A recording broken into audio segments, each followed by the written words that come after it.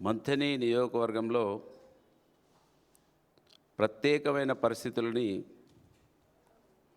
కొన్ని మీడియా సంస్థలు సృష్టించి ఒక మామూలు మధ్యతరగతి కుటుంబం నుంచి వచ్చిన నాపైన దాడులు చేయడాన్ని తీవ్రంగా ఖండిస్తూ, అసలు మీడియా సంస్థలు అక్కడ నాతోటి పోటీ చేయదలుచుకుంటున్నాయా, దుద్దిల్ల శ్రీధర్కు ఎదురు లేకుండా చేయాలనుకుంటున్నాయా?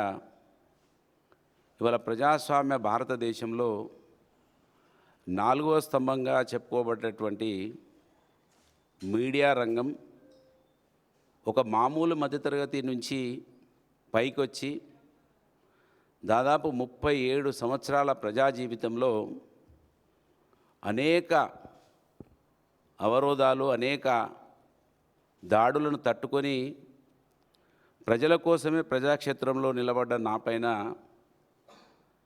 22 నెలలైంది అధికారం కోల్పోయి, ఎమ్మెల్యే కూడా లేను, ప్రభుత్వం కూడా లేదు. ఈరోజు కూడా నా మీదనే దాడి చేయడాన్ని తీవ్రంగా ఖండిస్తూ ఉన్నాను. దాదాపు 2 రోజుల క్రితం ఏమో దుద్దిల్ల శ్రీధర్కు సపోర్టుగా, అంటే ఆయన తప్ప ఇంకెవరు ఉండద్దనే ఒక ఆలోచనతోటి ఎన్టీవీ ఒక స్టోరీని తయారు చేసింది. ఎన్టీవీ వాళ్ళు ఇంకా కొన్ని మీడియా సంస్థలు గమనించాలి, రాను రాను టీవీలు చూస్తలేరు ప్రజలు, సోషల్ మీడియా వైపే పోతూ ఉన్నారు. యూట్యూబర్లు ఎక్కువ ఇవ్వడానికి కారణం ఏంటంటే మీరు ఈ విధంగా స్టోరీలు చేస్తూ ఉన్నారు కనుక ఎన్టీవీకి నా మీద ఎందుకు కక్షనో ఇవాళ ఈ సమాజానికి జవాబు చెప్పాలి. ప్రత్యేకంగా నా మీద కక్షగట్టి దాడి చేయడాన్ని నేను తీవ్రంగా ఖండిస్తూ ఉన్నాను. అసలు ఎన్టీవీ వాళ్ళు ఒక స్టోరీ పెట్టినారు, నిజంగా ఆశ్చర్యం కలుగుతూ ఉన్నది. ఆఫ్ ద రికార్డ్ అట, ఆఫ్ ద రికార్డ్. ఇరకాటంలో పడ్డానని డిసైడ్ అయిపోయిన మాజీ ఎమ్మెల్యే ఇక ఏదైతే అది అవుతుందని అనుకుంటూ అటాకింగ్ మోడ్లోకి వచ్చేసారా? పాలిటిక్స్ లో ప్రాథమిక సూత్రాన్ని గట్టిగా వంట పట్టించుకున్న సదరు లీడర్ ఇప్పుడు మహనీయుల విగ్రహాలంటూ కొత్త రాగం అందుకున్నారా? తన రాజకీయ సౌలభ్యం కోసం వాళ్ళని కూడా వాడిస్తున్నాడా? ఎవరా మాజీ ఎమ్మెల్యే? ఆయన మొదలుపెట్టిన నయా రాజకీయం ఏంటి? మంథని నియోజకవర్గం గోదావరి తీరాన్ని ఆనుకుని ఓ మూలన ఉన్న పొలిటికల్ గా ఎప్పుడూ ఇస్తోంది. గత ఏడాదిన్నరగా నెలకోసారి ప్రెస్ మీటు, అప్పుడప్పుడు అలా బయట కనిపించడం తప్ప పెద్దగా క్రియాశీలకంగా లేని మధు ఇప్పుడు సిబిఐ కేసు వల్ల బయటకు రాక తప్పలేదట. ఇప్పుడు ఇంటికే పరిమితం అవడం అంత మంచిది కాదని, యాక్టివ్ అయితేనే ఫలితం ఉంటుందని ఆయన భావిస్తున్నట్టుగా తెలుస్తోంది. అందుకే గత నెల ఈ విధంగా ఎన్టీవీ వారు ఇంకొక టీవీ కూడా, నేను అప్పుడు చాలా రోజుల క్రితం ఒక టీవీ పుట్టమదు కనబడతలేడని, ముఖం చాటేసిండని, ఒక టీవీ అయితే చీకోటి ప్రవీణ్ వారిది ఏదో ఈడీ ఎంక్వైరీకి పిలిచినప్పుడు నా పేరునే ప్రస్తావించడం, నా ఫోటోలు చూపించడము. తర్వాత చీకోటి ప్రవీణ్ ఫోన్లో నా ఒక్క నెంబరే ఉన్నట్టు. ఇవాళ ఫ్రెష్గా ఎన్టీవీ అయితే 10 సార్లు ఎన్నికలు జరిగితే 8 సార్లు అలా కుటుంబమే గెలిచిందని ఎన్టీవీ సారాంశము. ఇవాళ నేను ఎన్టీవీని అడుగుతున్నా, 8 సార్లు గెలిచారు కదా వాళ్ళు. ఇవాళ దుద్దిల్ల శ్రీధర్ 5వసారి ఎమ్మెల్యే కదా, 22 నెలలు అయింది కదా. మీ స్టోరీ ఎవరి మీద ఉండాలి? ఆయన మంత్రి అయి ఉండి వాళ్ళ సొంత గ్రామంలో ధన్వాడలో, వాళ్ళ సొంత మండలం కాటారంలో ఒక ఐటీ కంపెనీ పెట్టావు. ఒక ఐటీ కంపెనీకి సంబంధించిన ఒక 10 మందికి ఉద్యోగాలు ఇప్పలేదు. ఇవాళ సొంత గ్రామాన్ని పైలట్ ప్రాజెక్టుగా ఎంచుకున్నాడు. ఏది? ఇందిరమ్మ ఇండ్లల్లో 2 ఇండ్లను పూర్తి చేయలేదు. మీరు స్టోరీలు తయారు చేస్తే ఆ దద్దమ్మ మీద చేయాలి. నువ్వు మంత్రివి అయినావు, 3వసారి మంత్రివి. ప్రజాస్వామ్యంలో వాళ్ళ ఓట్లు 300 కూడా లేవు. వాళ్ళ కుటుంబానికి 3 ఓట్లే ఉన్నాయి. దాదాపు 40 సంవత్సరాల నుంచి వాళ్ళు గెలిచి ఏమీ చేయలేదు. దాని మీద స్టోరీ చేయాలా? నా మీద స్టోరీ చేస్తున్నారు. నేను ముఖం చాటేసిందట.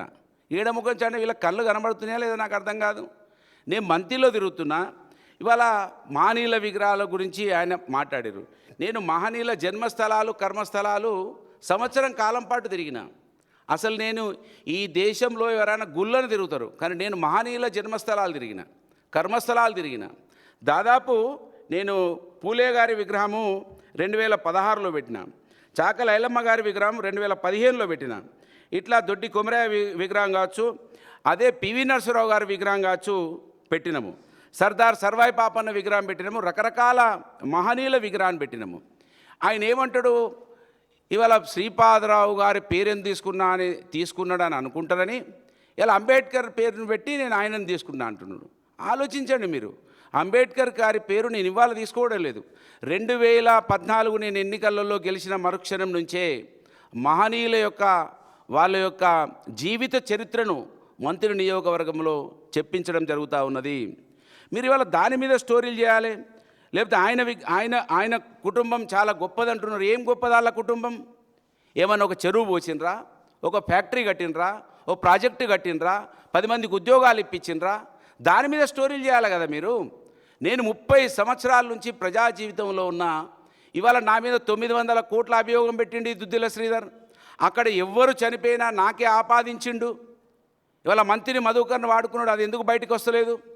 దాని మీద స్టోరీలు తయారు చేయాలి. ఇవాళ టీవీలు పేపర్లు దాని మీద మాట్లాడరు, దాని మీద స్టోరీలు తయారు చేయరు. ఇవాళ సిగ్గుపడాలని నేను అడుగుతున్నా, ఎన్టీవీ వాళ్ళని అడుగుతున్నా.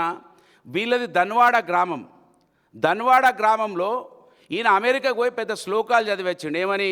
మీరు అమెరికాలో ఉండేవాళ్ళు మీ సొంత గ్రామాలలో సేవలు చేయాలని ఈయన అక్కడ శ్లోకాలు చదివిండు. ఆ వీడియోలు కూడా నా దగ్గర ఉన్నాయి. కానీ వీళ్ళ సొంత గ్రామంలో, ధన్వాడ గ్రామంలో ఇవాళ ఒక్క బెంచ్ ఇవాళ కూడా వేయలేదు. వీళ్ళ కుటుంబం అక్కడ ప్రజల ఆశీర్వాదంతో 40 సంవత్సరాల నుంచి అమెరికాలో ఉన్నారు. అమెరికాలో ఉద్యోగాలు చేస్తూ సాఫ్ట్వేర్ కంపెనీలు ఉన్నాయి. అక్కడ ఒక బెంచ్ కూడా వేయకపోవడం పుణ్యాన ఇవాళ ధన్వాడలో దాదాపు స్ట్రెంత్ అక్కడ 30 మంది పిల్లలు ఉన్నారు ధన్వాడ స్కూల్లో. 81 మంది ప్రైవేట్ స్కూళ్ళలోకి పోతున్నారు. 81 మందిలో ఆ ధన్వాడ గ్రామానికి సంబంధించిన పిల్లలు ఎంత? 15 మంది ఉన్నారు. కానీ శంకరంపల్లి నుంచి 15 మంది ఉన్నారు. అంటే సొంత గ్రామం నుంచి 15 మంది ఉంటే పక్కకు 2 కిలోమీటర్ల దూరం ఉంటుంది శంకరంపల్లి. అక్కడ నుంచి 15 మంది వచ్చి చదువుకుంటా ఉన్నారు. అక్కడ కనీసం సౌకర్యాలు ధన్వాడ స్కూల్లో. దాని మీద స్టోరీలు తయారు చేయాలి, దాని మీద మీరు ప్రజలను చైతన్యవంతులను చేయాలి. పొద్దుందాకా పుట్టమది కానీ ఎట్లా చంపేయాలి, పుట్టమదుని ఎట్లా దోషిగా చూపించాలి, ఒక విలన్గా చూపించాలి. నేను పదే చెప్తున్న, వాడు ఐసు గడ్డతోటి చంపుతాడు. దుద్దిల శ్రీధర్ మీకు అర్థం కాడు. అక్కడ అన్ని రాజకీయ పార్టీలను కొనుగోలు చేస్తాడు. ఇవాళ కేసీఆర్ గారి పుణ్యాన, కేసీఆర్ గారి గొప్ప ఆలోచన వలన నాకు 3వ టికెట్ ఇచ్చిండు కేసీఆర్ గారు. ఒకవేళ పాతకాలంలో టీడీపీ నాయకత్వం ఇక్కడ ఉంటే 2వ ఎవరికి టికెట్ రాకుండా చేసిండ్రు ఇదే దుద్దిల్ల కుటుంబం. వీళ్ళ తండ్రి కావచ్చు, ఈయన కావచ్చు. 2వ టీడీపీలో ఇంకోరికి టికెట్ రాలేదు. ఇవాళ 4 సార్లు పోటీ చేసిన నేను 3 సార్లు ఓడిపోయినా, ఒక్కసారి గెలిచినా. అయినా కూడా ప్రజలలో ఇవాళ కూడా నా పక్షాన ప్రజానీకం ఉన్నారు. దీని మీద స్టోరీలు దయచేసి గరీబోడు పైకొస్తే అభినందించాలి, ఇంకా గొప్పగా ఆదరించాలి, దాని మీద స్టోరీలు చేయాలి. కానీ ఇవాళ నన్ను రకరకాల దాడులు చేస్తూ ఉన్నారు. సిబిఐ రాగానే నేను జల్లు అంటున్నాడట. ఎందుకు జల్లుమంట? ఏమున్నదని జల్లుమంట? ఏదున్నా ఎంక్వైరీ జరుగుతుంది. ఆ రోజు హైకోర్టు మానిటరింగ్ చేసిన కేసును ఇవాళ దుద్దిల్ల శ్రీధర్ అది సుప్రీంకోర్టు కాడికి తీసుకెళ్ళి ఆ సుప్రీంకోర్టు నుంచి ఇవాళ ఆర్డర్ వేయించవచ్చు కాక దాన్ని మేము ఫేస్ చేస్తాం. దానికి ఎందుకు భయపడతాం? దానికి విగ్రహాలకు ఏం సంబంధం? ఈయన నాయన విగ్రహాలు పెట్టుకుంటేనేమో గొప్పనట. మహనీయుల అసలు మీరు స్టోరీలు చేయాల్సింది, మేము అంబేద్కర్ విగ్రహాన్ని మా సొంత ఖర్చులతోటి ఆ విగ్రహాన్ని అక్కడ ఏర్పాటు చేసినాం. దాన్ని తెల్లారితో ఆవిష్కరించబోతుంది అనగా రాత్రిపోయి కాంగ్రెస్ దొంగలు అవిటిని బురకదీసిండ్రు. తీయొచ్చా అంబేద్కర్ గారి విగ్రహాన్ని? బురకదీసడం తప్పా కాదా? దాని మీద స్టోరీలు చేయాలి కదా టీవీలు పేపర్లు. పుట్టమదు రాజకీయం మొదలుపెట్టిండట. ఇది ఎక్కడ న్యాయం అండి? ఒక మామూలు సామాన్య కుటుంబంలో నుంచి, ఒక రైతు కుటుంబంలో నుంచి, ఒక మామూలు మధ్యతరగతి బీసీ సామాజిక వర్గాన్ని నుంచి బయటికి వస్తే ఇన్ని దాడులా? అసలు పత్రికలకి ఏమొస్తున్నది నాకు అర్థం కాదు. ఏది ఉంటుంది రాయండి మీరు. అసలు ఆయన మెడలు వంచి పని చేయించాలి పత్రికలు, టీవీలు. ప్రజాస్వామ్యం ఏం చెప్తా ఉన్నది? 4 స్తంభాలలో ఒక స్తంభంగా ఉన్నటువంటి పత్రిక అధికార పక్షాన్ని నిలదీసి మెడలు వంచి వాళ్ళతోటి పని చేయించండి మీరు. ఒక దద్దమ్మ ఎమ్మెల్యే 5 సార్లు ఎమ్మెల్యే అయ్యిండు. 3 ఓట్లు ఉన్న కుటుంబానికి 40 సంవత్సరాల అధికారం ఇచ్చారు మంత్రిని ప్రజలు. అమాయకుల తెలివికల్ల వాళ్ళ ఎందుకు ఓట్లేస్తూ ఉన్నారు? వాళ్ళ ఘనకీర్తి ఏంది? దాని మీద స్టోరీలు తయారు చేయండి. ఆయన చాలా మంచోడట, నేనట లంగనట. ఏడాది లంగతనం వెళ్ళింది. 37 సంవత్సరాల ప్రజా జీవితంలో ఒక ఎకర భూమి తీసుకున్నట్టు, ఒకరు 500 రూపాయలు ఇచ్చినట్టు, ఒకరికి అబద్ధం ఆడినట్టు, ఒకరిని మోసం చేసినట్టు, ఒకరికి పదవి ఇస్తాని పైసలు తీసుకున్నట్టు ఉందా మా చరిత్ర? ఐసు గడ్డతో కోసిన చరిత్ర ఈ దుద్దుల కుటుంబానికి ఉన్నది. వీళ్ళ నాయన ఆ రోజు నక్సలైట్ల పేర్ల మీద చంపించిండు, ఈయన ఇవాళ పోలీసులతో చంపిస్తా ఉన్నాడు. వీళ్ళ సొంత గ్రామంలో 5 మర్డర్లు మిస్టరీగా ఉన్నాయి ఇవాటి వరకు కూడా. దాన్ని బయటికి తీయండి, మీరు స్టోరీలు దాని మీద తయారు చేయండి.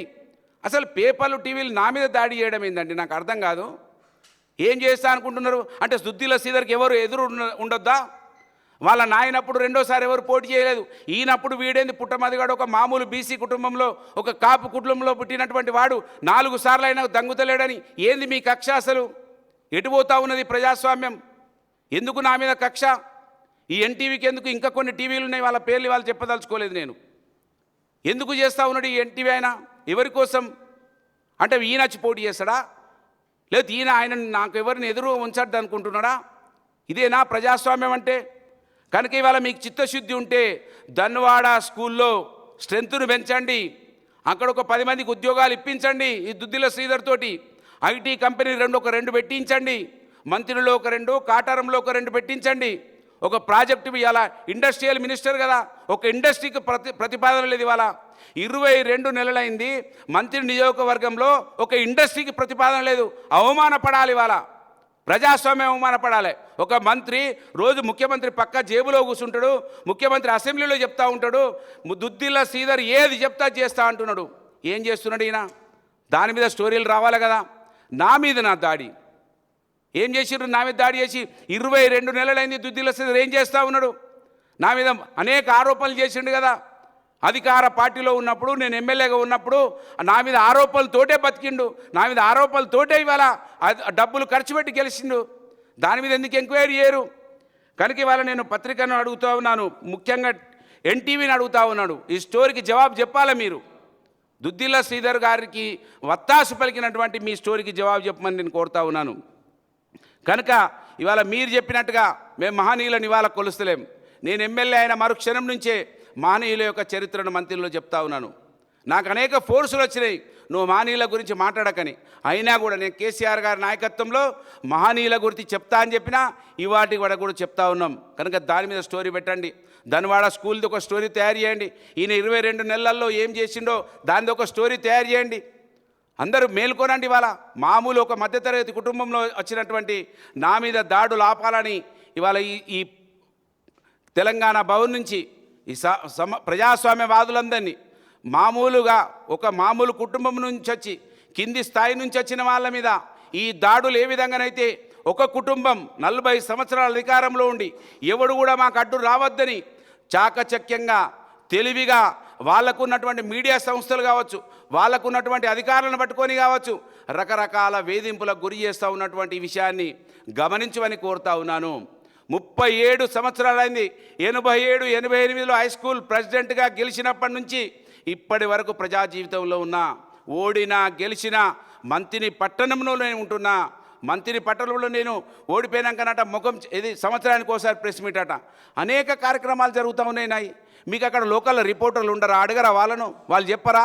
వాళ్ళు చెప్పేటి మీరు వినరా? అసలు ఎటుపోతూ ఉన్నది ప్రజాస్వామ్యం? ఆలోచించమని కోరుతూ, అసలు దుద్దిల్ల శ్రీపాదరావు విగ్రహాలను గౌరవిస్తాడు కానీ అంబేద్కర్ను, పూణేలు, మహనీయులను గౌరవించడు. ఆ రోజు ఎవరైతే బురక తీసిండ్రో, ఎందుకు తీయాల్సి వచ్చిందో దాని మీద స్టోరీ జరగాలి. ఆ స్టోరీ బురక తీస్తే అది అవమానించి అంబేద్కర్కి అవమానం జరిగితే దాని మీద స్టోరీ రాకపోవడం ఏంటిది? ఇది ఎక్కడ న్యాయం? ఇది ఎక్కడ ప్రజాస్వామ్యం? అసలు ఎటుపోతూ ఉన్నది ఇది? మీరు టీవీలు పెట్టి మాటొంటలను చంపేయడానికా? దుద్దిల్ల శ్రీధర్కి ఎదురు లేకుండా చేయడానికా? ఏం చేసినా మేము దొంగతనం? 10 సంవత్సరాల అధికార పార్టీలో ఉన్నాం, 4 సంవత్సరాల 3 నెలలు ఎమ్మెల్యేగా ఉన్నాం. ఒక్కటన్నా తీసినా మీరు ఇప్పటి వరకు? మీ టీవీలు తీసినాయా? మీ పేపర్లు తీసినాయా? ఎవరు తీసిండ్రు? దుద్దిల్ల శ్రీధర్ ఇప్పుడు 22 నెలలు ఏం చేస్తూ ఉన్నాడు? కనుక దీని మీద స్టోరీలు తయారు చేయాలని నేను విజ్ఞప్తి చేస్తూ, బాధాప్త హృదయంతో ఇవాళ ఇక్కడి నుంచి ఈ సమాజానికి తెలవాలని ప్రజాస్వామ్యవాదులకు తెలవాలని, ఒక అట్టడుగు నుంచి వచ్చిన వాళ్ళకు ఎన్ని ఇబ్బందులు ఉంటాయో ఇవాళ గమనించాలని నేను కోరుతా ఉన్నాను. ఇంకోసారి ఇటువంటి స్టోరీలు తయారు చేసే ముందు ఆలోచించి తయారు చేయమని అడుగుతున్నా. ప్రజాస్వామ్యవాదులు గమనించమని కోరుతున్నా. టీవీలు, పేపర్లను ఇవాళ సోషల్ మీడియా, యూట్యూబ్లు వచ్చినాక చాలా తక్కువ మంది చూస్తూ ఉన్నారు. ఇటువంటి అబద్ధాలు అయితే ఇస్తే ఎవరో చూస్తారనుకుంటే అది తప్పని నేను హెచ్చరిస్తూ ఉన్నాను. ఈ ఎన్టీవీ యొక్క వార్తను తీవ్రంగా ఖండిస్తూ ఉన్నాను, తీవ్రంగా ఖండిస్తూ ఉన్నాను. అంబేద్కర్ గారికి అవమానపరిస్తే అంబేద్కర్ గారికి జరిగిన అవమానాన్ని చూపించాల్సినటువంటి ఎన్టీవీ శ్రీపాదరావు కుటుంబం గొప్పతనం గురించి వాళ్ళకి ఎదురే లేదట. ఎందుకు ఎదురుతుంది? మీ అటువంటి వాళ్ళు వత్తాసు వలికినాక ఎందుకు ఎదురుంటుందండి? ఉండదు ఎదురు. కనుక దీన్ని తీవ్రంగా ఖండిస్తున్నా. ఇంకోసారి మా మీద ఎవరైనా మాట్లాడేటప్పుడు ఆలోచించి మాట్లాడండి. మా చరిత్రను మీరు బాగా రకరకాల విద్వేష మాదిరిగా చూపించినారు. అట్లా కాదు మా చరిత్ర. గొప్పగా ప్రజాస్వామ్యంలో ఒక గరీబ్ కుటుంబంలో పుట్టి అంబులెన్సులు నడిపినాం, ట్రస్టులు నడిపినాం, పెళ్ళిళ్ళు చేసినాం, చదువులు చెప్పించినాం, అన్నం పెట్టినాం. ఆ చరిత్ర మాకుంది. ఇవాళ దుద్దిల్ల శ్రీధర్ కుటుంబానికి దోసుకున్న కుటుంబం కనుక తప్ప ఎవరికన్నా ఒక నీళ్లు పోసిన చరిత్ర లేదు దుద్దిల్ల శ్రీధర్. మీరు గొప్పగా చూస్తారు కావచ్చు. మంత్రి నియోజకవర్గంలో ఎవరు గొప్ప ఎవరు గొప్ప కాదనేది మంత్రి నియోజకవర్గంలో తెలుసు. సైంటిఫిక్గా ఓట్లతోటి గెలుస్తున్నాడు కావచ్చు, డబ్బు సంచులు పట్టుకొని వచ్చి. కానీ ప్రజలలో ఉండేవాళ్ళం మేము, ప్రజల కోసం ఉండేవాళ్ళం మేము. ఇది గమనించాలని కోరుతూ మరి ఈ అవకాశం ఇచ్చిన మీ అందరికీ కూడా హృదయపూర్వకంగా ధన్యవాదాలు. జై తెలంగాణ.